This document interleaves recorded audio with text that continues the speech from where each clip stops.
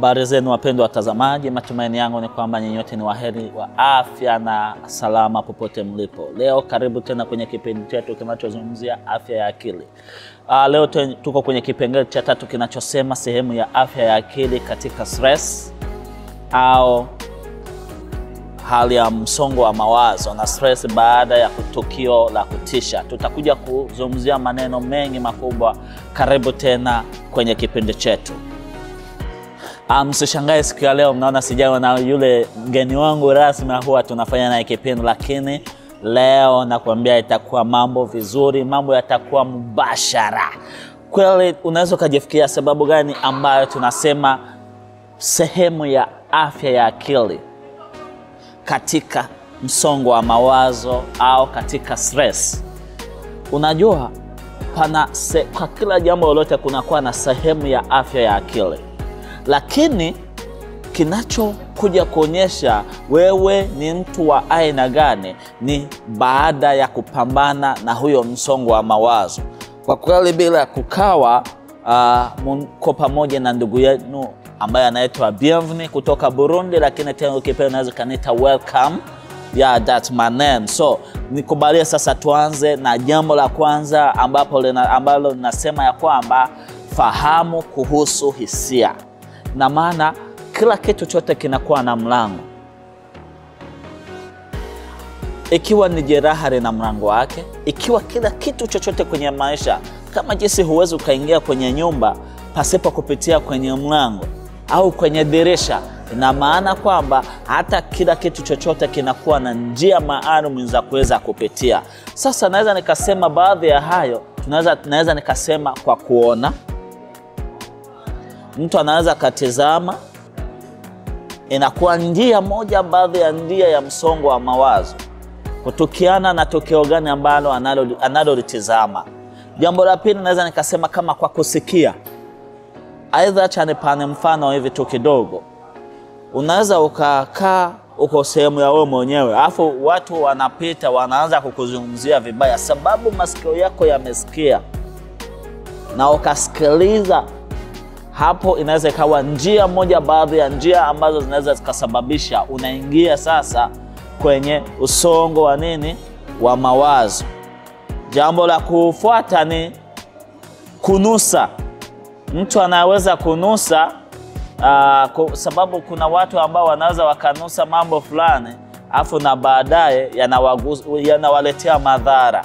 Sijui kwamba mmewahi kuona kwamba mtu anaweza akanusa kitu afu hapo akasikia hakihitaji, akasikia hahitaji jambo lolote. Hasa cha nipane mfano kwa kina mama ambao ni wajawazito. Anaweza akasikia kabla bado sijanusa harufu ya nguo ya mume wangu, sijasikia amani. Hiyo inaweza ikawa ni mlango baadhi ya milango mingine. Hapo jambo nyingine, kula ladha. Unaweza ukakula kitu, labda mfano kwa watu ambao waliwahi kula sumu kupitia chakula fulani na hicho chakula wakawa kikipenda, lakini baadaye sababu ni moja baadhi ya njia ambazo zimepitia kwa kuweza kuasirisha mwili wake, unakuta sasa inakuja kumletea madhara. Afu kingine, kugusa. Kwenye jambo la kugusa, sisi wote tunazoea kuona naweza nikagusa hii PC, naweza nikagusa simu, naweza nikagusa vinginevyo, lakini kuna sehemu ambapo njia ya kukutana na tatizo hasa kwenye hii, na huwa mara nyingi inatokea kwa watu ambao huwa wanapenda mambo ya kugusa. Nikisema hivyo ni kama watu ambao ni waezi, unakutana umeenda kwenye shamba la mtu, wanaenda tu wanagusa, wanaiba. Yani wamegusa pia na wakachukua, afu baadaye inawaletea madhara. Sasa kila kitu chochote hufanya kazi kwenye mahusihusi mwilini. Sasa hizo ni baadhi ya njia fulani ambazo zinaweza zikakuletea tatizo kwenye maisha yako. Pia unakutanana una msongo wa mawazo kupitia njia moja au nyingine. Unaweza kujifikiria sasa msongo wa mawazo ni nini? What is the stress? Ni hali ya mtu ya kukabiliana na mazingira anayoyaona. Hicho ni kitu cha kwanza. Unajua kukabiliana na mazingira unayoyaona Alafu baadaye unakuja kujikuta yanakuzidi uwezo, na hiyo uwezo wake inaleta sasa mambo ya kufanya nini? Ya kutishia ustawi wako. Hilo ndio tunayosema msongo wa mawazo. Yani unakuwa kwenye mazingira fulani, baada ya kuwa kwenye mazingira fulani yamekuzidia mamlaka au uwezo, jinsi gani ya kuweza kukabiliana nayo. Sasa hayo ndio yanakuletea sasa yule msongo wa mawazo, au yanakuletea stress kwenye maisha yako. Sasa hapa tuko tunazungumza, tumeanzia kwenye kipindi tukiintroduce afya ya akili ni nini, na tukaanza na kusema ya kwamba lazima kwanza mtu ajijue, sababu mtu asipojijua anakutana na majeraha ambayo tuliyoyasema kwenye episode iliyopita. Kama baada hujayatizama, nenda back, rudi nyuma tu kidogo, afu baadaye utaelewa ninachokizungumza hapa. Sasa msongo wa mawazo ni baadhi ya marudio au kama consequence ya kutokujielewa, kutokujitambua au kutokujua mimi nahitaji kitu gani, na nahitaji kuishi na watu wa aina gani au watu wako wa aina gani. Na hapo ninapoagiza kwenye kipindi chetu cha kwanza. Sasa baada ya hapo utakuja kuona kwamba ni mwitikio wa kawaida wa mwili kwa hali ngumu. Labda yanaweza yakawa kama mtihani. Mara nyingi, acha nitoe mfano. Nakumbuka nilikuwa nyakati nilikuwa kwenye high school, nilikuwa ikifika kwenye nyakati za mitihani, ndugu yangu, unakutana stress zimenijaa au msongo wa mawazo umenijaa. Huwa sasa nilikuwa nikifikia kwenye kipindi cha geography, sababu nilikuwa najua hata nisome kivipi geography kwenye final exam final inakuja kunishinda tu. Ilikuwa imeniletea kama ilikuwa kama vile kikwazo mbele zangu. Sasa nilikuwa nikijifikiria sana. Ilikuwa unakutana huwa hata kulala silali. Sasa pamoja na kujua msongo wa mawazo ni nini, naweza nikasema kwa machache kwamba ni hali fulani ambayo unaweza kujikuta ndani, lakini imekuzidia uwezo ya kuweza kukabiliana na hiyo hali. Sasa inapokuzidi uwezo wa kuweza kukabiliana na hiyo hali, inakuletea madhara. Aidha, tutakuja kuona aina mbili ya madhara ya msongo wa mawazo, aidha kwa muda mfupi au kwa muda mrefu. Kinachofuata naweza nikasema mawazo hayaji hivyo hivyo. Kuna hormone ambazo zina contribute. Hapo naweza nikasema kama hormone ya adrenaline. Adrenaline, hapa sasa tunaingia kwenye mambo ya science. Ndio sababu nimesema afya ya akili inaathiri mpaka mwili wako, hata unaweza kujikuta huko kwenye magonjwa ya kimetabolism. Nimeweza kuyagusia kwenye kipindi kilichopita, lakini kuna kipindi halisi ambacho tutakuja kukiingia ndani na fikiria kama siku zijazo, ambayo utakapokuja kuona ya kwamba hii msongo wa mawazo yanaweza yakakuathiri asilimia kama 80 au 90 kwenye afya yako. Sasa ni kusema nini? Hii hormone ya adrenaline inakuja kama ni hormone ambayo ina kazi ya mshtuko inayotolewa na tezi za adrenaline. Baada ya hizo tezi za adrenaline huharakisha taarifa katika kati ya seli za neva. Sasa inapoharakisha hivyo vitu, ina maana kwamba direct inaingia mpaka kwenye akili yako, na inapoingia kwenye akili yako ndio inakuja sasa kuleta madhara baada ya muda. Unaweza kujifikiria kitu gani kinachochochea hii msongo wa mawazo? Lazima kwanza ujue, unapopoteza udhibiti wako, hiyo inakuja kuchochea msongo wa mawazo. Au unapokutanana na mambo yasiyotabirika. Mfano, wewe ulikuwa wewe umekaa sehemu fulani, au labda umeweka jambo lako, sema kama wewe ni mtu ambaye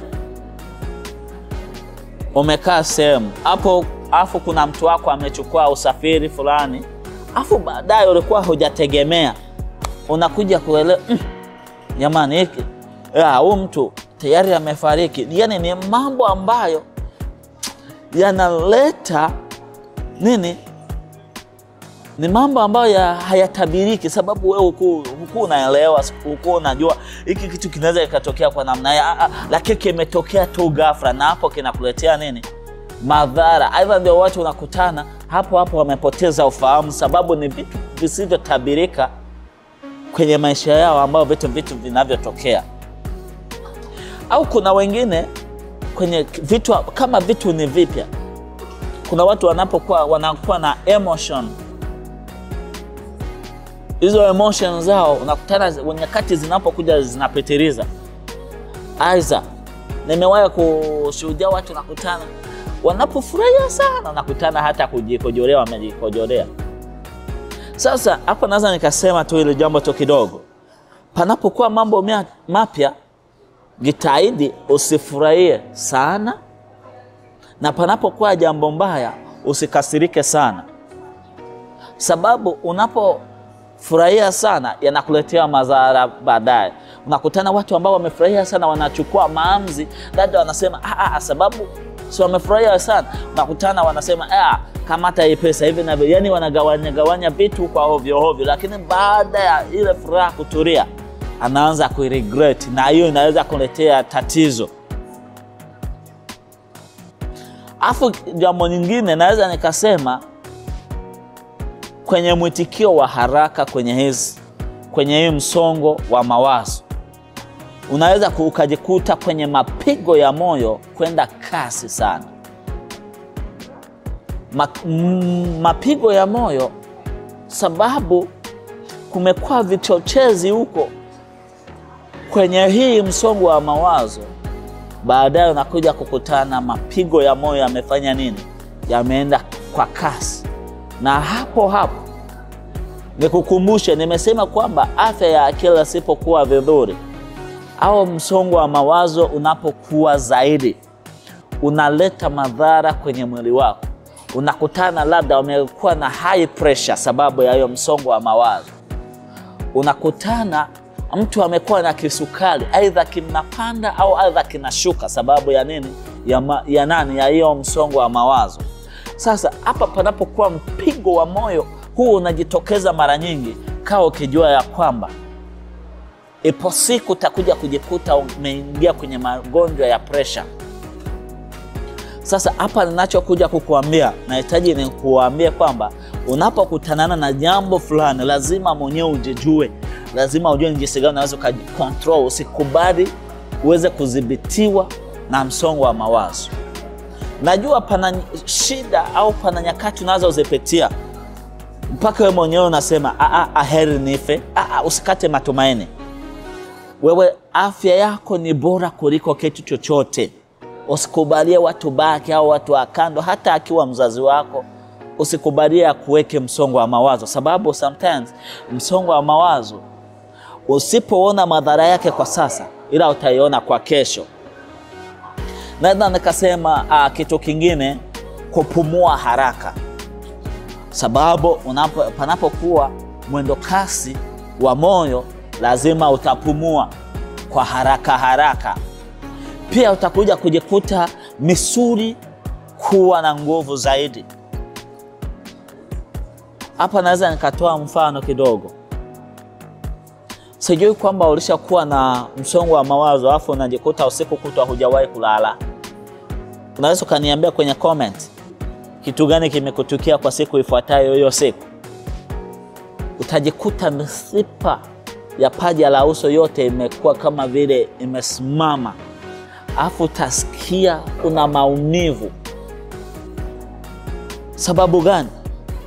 Msongo wa mawazo umesababisha hujapumzika, umesababisha kuwaza sana, na ukakuja kujikuta umeingia kwenye madhara fulani ya mishipa yako kuwa imesimama sana. Afu kingine naweza nikasema kama vile tahadhari ya kuongezeka. Kuna watu wanapokuwa kwenye misongo ya mawazo hii inataingia sana, maana pana kipindi maalum ya msongo wa mawazo ambayo inakuja kuambatana na matukio sasa harisi, PTSD vizuri sasa harisi na kuja kuingiana. Hapo utagundua siri kubwa. Kuna watu wanapokuwa kwenye misongo ya mawazo wanakonda. Kuna wengine wanapokuwa kwenye misongo ya mawazo wananenepa sana. Najua unahitaji kujua ni sababu gani, ila ninakuwekea jambo hapo mbele kidogo. Nimeweza kuzungumzia vipengele vitano ambavyo vinavyoanzia hasa kwenye hii sehemu. Kumbuka tunazungumzia sehemu ya afya ya akili katika msongo wa mawazo na msongo wa mawazo baada ya tukio la kutisha. Tumeweza kuzungumzia kwanza kufahamu kuhusu hisia au kufahamu milango ya kupitia ambazo hii msongo wa mawazo unaweza kupitia. Nikaweza kusema stress ni kitu gani au msongo wa mawazo ni kitu gani. Nikasema hormone zinazohusika na jinsi gani zinazohusika. Nikaweza kugusia vitu vinavyochochea msongo wa mawazo na mwitikio wa haraka kwenye hiyo msongo wa mawazo, pia hata madhara yake. Lakini nikubalia sasa niseme madhara ya stress ya muda mrefu. Sasa unaweza ukajifikiria, hivi mbona nimeona mambo yanayotokea kwa muda mfupi, sasa hivi sasa kwa muda mrefu napo inakuaje? Naweza nikamasheni to kidogo jambo linalosema ya kwamba hapo inapokuwa msongo wa mawazo unapochukua muda mrefu sana, ndipo unakuja kuona, wapendwa watazamaji, magonjwa ya kimetaboliki sasa ndio yanakuja kuanzia hapo. Unakutana watu wamepooza, unakutana mtu amekutwa na magonjwa, unakutana ameparalyze pande mmoja, au unakutana ameparalyze shingo, au unakutana ameparalyze mkono, au ameparalyze mguu. Hayo nimeyaona yakitokea. Sasa pamoja na magonjwa ya kimetaboliki pia kuna kupoza. Nimegusia hapo juu kwamba kuna hata magonjwa ya kisukari huwa yanatokea. Kuna hata shinikizo la damu na kiharusi vizuri inakuja kugusia kwenye hii mambo ya msongo wa mawazo wa muda mrefu. Unaweza ukajifikia, sasa mimi nitajuaje? Au ni dalili zipi zinaweza zikanionyesha kwamba mimi tayari nimeingia kwenye huyo mtego wa msongo wa mawazo? Hapo naweza nikasema mtu anapokuwa kwenye msongo wa mawazo mara nyingi anasahaulika sana. Anaweza kasimama, anaenda kuchukua, kama tusema anaenda kuchukua PC, anaenda kuchukua pesa fulani, anaenda kununua kitu fulani kwenye store. Lakini anapofika sehemu husika anasahaulika kitu anachoenda kukichukua. Hiyo ni moja baadhi ya dalili za msongo wa mawazo. Kushindwa kuamua. Hii nimegusia kwenye mambo ya vidonda fulani ambavyo mtu anavyopitia, aina 5 za vidonda. Unaweza ukashindwa kuamua lipi nifanye na lipi niache. Nakumbuka kuna mzee mmoja ameniambia achokae haamua anapopumzikia. Ina maana ikiwa ni sehemu nzuri, hiyo ni mdhari wa wazee, sijui kwa mtaelewa sana. Yaani ikiwa ni sehemu nzuri yeye ni hapo. Acha nitoe mfano ili tuweze kuelewa. Ikiwa mtu amewahi kuingia kwenye mapenzi, afu baadaye watu wote, wapendwa watazamaji, wakamwacha, watu wote hawakumpatia intention, watu wote wakamcheat, kinachobaki ataanza kuamua. Sasa wanawake wanasema liwano na liwe. Sehemu atakapoona hii ndio hiyo, itakapokuja mbele maamuzi yake anaenda na hiyo. Na unakutana ameamua vibaya sababu ya msongo wa mawazo wa muda mrefu, au kutokea na consequence ya mambo aliyoyapitia hapo awali. Jambo lingine, anakosa umakini, anajitenga, pia anakuwa kama vile yeye hayupo kwenye community, haiko baadhi ya watu ambao wako na thamani. Afu kingine cha pili, anakuwa na maumivu ya kichwa hasa. Unakutana mtu kwa mara nyingi mkiongea na kuambia mimi nasikia kichwa kinauma. Unapoingia vizuri, unaingia kwa kina, utakutana na msongo wa mawazo ambao ni wa muda mrefu, na hapo itakuja kumletea madhara ya kuumwa kichwa ambacho hakipumziki. Akienda hosi wanampatia madawa, inakuwa kama vile haifanyi kazi. Sio kwamba linahitaji kwenda hosi, linahitaji agangiwe, aweze kukutanana na mtu, aweze kumsaidia, aweze kumtengeneza kwenye mambo yake ya afya ya akili. Afya ya akili ni jambo muhimu kwa kila kitu chochote, wapendwa watazamaji. Labda wewe bado hayajakutokea, lakini umesikia ndugu yako yakimtokea. Jambo la pili, watu wengine unakutana mgongo umekatika. Hasa kwa wamama, mgongo umekatika sana. Anajifikia sasa, mimi kitu gani hiki? Ni yani msongo wa mawazo umesababisha hilo jambo. Misuli yake inamuuma. Unakutana mara nyingi watu wanasikia vichefu. Hizo zote ni dalili za nini? Za msongo wa mawazo. Maumivu ya kifua, unakutana watu wana maumivu ya kifua, wengine wana uzito, kupanda, kushuka, ni maumivu tu. Hawajafanya kazi ambayo inaweza kuwaletea hivyo vitu, hawajafanya kitu chochote, lakini sababu wameathirika kupitia huu msongo wa mawazo wa muda mrefu. Hii ni dalili ambazo sasa kama unazo hizi dalili, jaribu. Kwenye kipindi kilichopita nimewaambia lazima kwanza ujisamehe, sababu wewe unapojisamehe utajikubali na utajipokea, baadaye utaweza kusamehe wengine. Sababu usipofanya hayo mambo, utakuja kujikuta umeingia kwenye kujitibisha. Aidha unapoteza pesa za kifamilia, utaweza kufanya miradi yako vizuri, project zako hutaweza kuziachieve. Sababu gani? Pesa zako zote zitaishia hosi. Kumbe afya yako ni bora kuliko kitu chochote. Naweza nikasema matatizo ya moyo, hiyo nimeigusia. Unakutana kuna watu kutokiana na umbile la mtu, labda unakutana watu wengine wanapokuwa kwa msongo wa mawazo ndio wanalala sana, wengine unakutana wanakosa usingizi sana, au wengine sasa ndo nataka sasa hapa ndo niwaeleze. Kuna mtu ambaye tumesema kwamba yeye kwenye kipindi cha kujijua au kujielewa, tumesema kuna watu unawakutana wao wako kwenye watu wanapenda kuongea, kuishi na watu hivi na hivi, lakini kuna watu wengine unakutana ni watu ambao wanapenda kukaa kimya. Hawana mtu wa kumwamini. Sasa inapofika dalili kama hizi, ndipo watu utaanza kuona watu wakianza, unapokutana huyo mtu anatembea barabarani, unamkuta anaanza kujisemesha, anaanza kujiongelesha, anaanza kusema hivi na hivi, pole, kesho ataanza kusema sana, afu baadaye utamkuta amegonjwa magonjwa ya akili, aidha anaanza kuvua nguo, aidha anaanza kufanya vingine vitu tofauti. Sasa ni kwako binafsi ya kuweza kujijua, mimi ni mtu wa aina gani na nahitaji kufanya jambo gani.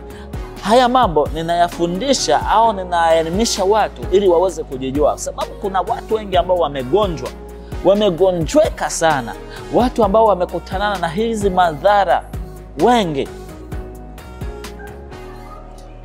afu wamekosa msaada, wameenda mahosi tofauti, hata wengine wanawaambia wamewaroga, wamefanya nini. Sio hiyo. Kama hivyo vyote vimesindikana, jaribu hii dawa ambayo niko nakupatia. Jaribu kuangalia nimepitia mangapi, nimeyapokea au nimeyaweka kwa moyo wangu kivipi. Alafu baadaye utajua kumbe ninahitaji kufanya jambo la kujisamehe na kujikubali na kuweza kusamehe watu wengine. Unaweza kusema kwamba sasa kila dalili au kila tukio linakuwa na tabia zinazozishindikiza. Kuna tabia zinazobadilika kwa mtu anayekuwa kwenye msongo wa mawazo wa muda mrefu. Kuna watu wanakula sana, sababu huwezi kanenepa sana sababu kama hukuli. Kuna wengine hasira yao ni hasira nyepesi na kuja kwa uharaka. Hawa watu unapoona hivyo, please jichunge sana na uweze kuona ni kitu gani unachohitaji kufanya. Kuna wengine wanatumia video sana, unakutana na kunywa pombe anazidisha, unakutana kunywa anatumia mambo ya drugs kwa kuweza aweze kupoteza msongo wa mawazo. Lakini acha nikwambie, unapovitumia ni muda tu kitambo, inapoisha utarudi tena pale pale. Kumbe dawa moja tu, jielewe. Unapojielewa, jikubali na ujipokee, afu tuweze kufikia kwenye malengo yetu ya kuweza kila mmoja awe na afya ya akili, kila mmoja aishi kwenye maisha yake ya kustawi vizuri. Naweza nikasema kwanza nitoe dawa au matibabu ya msongo wa mawazo wa haraka. Kwanza, kitu cha kwanza, fanya mazoezi. Uwe mtu wa mazoezi sana, sababu mazoezi yanakusaidia. Sababu mazoezi yanakupatia kuwa free, yanakupatia kusikia mwili wako umekuwa rahisi. Afu jambo la pili, tafakari sana. Sababu wewe unapotafakari utaelewa na utatambua nimepitia mangapi, imekuaje, sasa nifanye nini ili kitu kiweze kwenda vizuri. Kingine, fanya maongezi, fanya kuongea na familia au marafiki zako, washirikishe kwenye mambo yako. Ikiwa mambo yamekusibu sehemu fulani, usikae nayo, ongea na familia yako waweze kukupatia mwelekeo ya jinsi gani unaweza ukatoka kwenye hilo jangwa au kwenye hilo tatizo ambalo umekutana nalo. Kingine kitu, epukana na pombe au vileo vyote, epukana navyo. Hivi haviwezi vikakusaidia, sababu yao ni ya muda tu kitambo. Unapofanya haya mambo yatakusaidia kuweza kurecover vizuri tena kwa haraka.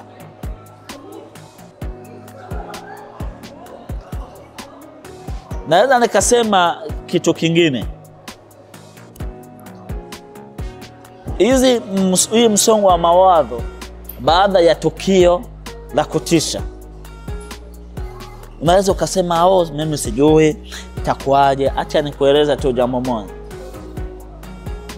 Hivi vitu vinaibuka huwa mara nyingi baada ya mtu kupitia au kushuhudia tukio la kutisha. Labda ulikuwa ukipita barabarani ukaona tukio, mtu amefanya ajali. Na mtu anapofanya ajali, kuna ajali ziko tofauti. Afu unakutana jinsi gani hilo gari au hiyo accident imetokea au imehappen. Unakuja kukutana ni kitu ambacho hakiwezi kikatoka kwenye akili yako haraka haraka. Na hiyo kila siku hicho kitu kikitokea direct inaamsha ile msongo wa mawazo wa muda mrefu ambao umetokeana kwa tukio la kutisha. Hapa naweza nikasema hii ndio tunasema PTSD. Ndio naweza nikasema kitu moja kwenye mambo yanayosababisha hiyo tukio. Kwanza kuna kifo cha mtu wa karibu wako, naweza nikasema kuna kwenye familia kina wavulana huwa mara nyingi wanakuwa ni wapenzi sana na kina mama, na mabinti wanakutana wao ni wanapendana sana pamoja na baba zao. Unakutana sababu ya ukaribu sana kati ya familia kwa familia, au kati ya watoto na wazazi. Mzazi au mtoto anapopoteza moja baadhi yao, unakutana hicho kitu kinamwasili kwenye ubongo wake. Kuna watu ambao unakutana direct wanapoteza ufahamu. Unakutana kuna wengine huwa mara nyingi unakuja kujikuta wameingia kwenye shimo ambalo hawawezi wakajitoa pasipo watu wa karibu wanaoweza kujua ni jinsi gani tuweze kuwasaidia. Na hao watu ndio sababu huko juu nimeweza kusema kwamba kila jambo linalokutukia, tafuta mtu mmoja kwenye familia, tafuta mtu mmoja ambaye ni rafiki yako, mshirikishe ili aweze kukuonyesha njia moja au njia nyingine ya jinsi gani unaweza kutoka na hayo mambo. Bila kukawa naweza nikasema kama matibabu. Hapa sasa ndipo tunaposema neno ambalo tunasema catharsis. Hapa hii mambo yanahusiana sasa na mtu, labda mimi nimekutana hilo tatizo ninakuja kwako. Kwanza huyo mtu mruhusu aongee. Na anapoongea huyo mtu, najua mara nyingi analia. Haya tunayaona nyakati tunaposaidia watu. Kulia. Hakuna nyingine njia yoyote. Mtu kama hajakuongelea kitu chake afu alie, usifikirie kwamba itaisha tu hivi hivi, hapana. Lakini mtu anapolia, muache alie, mpatie muda wake aongee, mambo yote yatoke. Anapolia muache alie mpaka amalize. Sababu anapolia atasikia kama kitu kinapotoka kwenye moyo wake na atajisikia kuwa huru. Jambo nyingine, kama ni mtu ambaye ni Mkristo, kama ni unakutana kuna msemo tunasema watu wanaenda kuungama kwenye kipindi cha maombi. Nakutana mtu anakuja na kuambia mimi na hii haya na nisibu hivi na haya na nisibu hivi, mpatie muda wake. Na hiyo ni njia moja, baadhi ya njia nyingi zinaweza zikasaidia kwa kuweza wewe ambao uko kwenye msongo wa mawazo wa muda mrefu uweze kupata matibabu. Kwenye kuhitimisha hiki kipindi chetu, naweza nikasema hivi: muda wa kupona sio sasa. Muda wa kupona unaenda ukija ni pole pole. Ni mrefu, pia inahitaji subira. Usione mtu ameanza kwenye njia ya kurecover ufikirie kwamba amepona hapo hapo, hapana. Lakini acha nimalizie nikisema hivi: hii sehemu ya afya ya akili katika stress na katika stress baada ya tukio la kutisha, naweza nikakwambia hivi: haijalishi umepitia mangapi ambayo yamekutisha, haijalishi umepitia kwenye familia mambo ambayo umeona kwamba hao watu ni kwamba hungeweza kuwepo kwenye familia hiyo. Hii ni muda wako sasa wa kuweza kujua afya yangu ya akili ni muhimu kuliko familia yangu, ni muhimu kuliko kitu chochote. Ni wewe mwenyewe, chukua uamuzi kwanza. Piga moyo konde, uangalie mimi ikiwa ninapitia haya mambo yote, hizi dalili zote ambazo tumezungumza, aidha umepitia moja au mbili au tatu ziko kwako, au ni mtu wa kuvunjika sana kichwa kinauma, misuli, mgongo, kwa mama hata mambo naweza nikasema kwenye tumbo lao huwa unakutana wanakuwa na vidonda fulani. Unapoangalia hakuna sababu maalum ambayo imesababisha hivi vitu. Piga moyo konde kwamba sio matukio ya msongo wa mawazo wa muda mrefu. Acha niwaambie siri kubwa. Kwenye kipindi kitakachofuata tutakuja kuona tutakuja kuzungumzia msongo wa mawazo na utajua malengo maalum ya msongo wa mawazo, au ni aina gani au aina tofauti za msongo wa mawazo na ni jinsi gani tunaweza tukakabiliana nazo. Lakini hapa tayari tumeanza kumasheni jinsi gani ya kukabiliana na hii msongo wa mawazo. Sasa ni wewe kwako, unahitaji kubaki kwenye hiyo maisha au unahitaji kubadilisha? Nimemasheni nikasema ya kwamba watu tunaenda kwenye vimeshindikana. Kwa nini wewe usiamue uweze kwanza wewe? Sababu dawa ya kuweza kuepukana hayo mambo yote ni wewe. Mpendwa mtazamaji, ninawapenda sana, na ndio sababu Authentic Science imeweza kufanya nini? Kuweka hiki kipindi cha afya ya akili, sababu sisi wote tunahitaji, kila mmoja, hasa vijana, hasa madada zetu, hata akina mama, sababu ni watu wanapitia changamoto mengi. Unakutana wao ndio wamekutanana na hivi vitu. Tafadhali chukua uamuzi. Pia asante sana, sehemu popote ulipo, fanya share, comment. Ikiwa unahitaji msaada, unaweza ukaandika hapo, tunaweza tukakusaidia.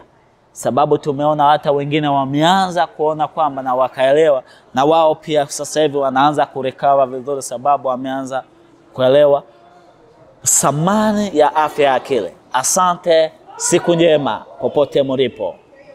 Karibuni tena.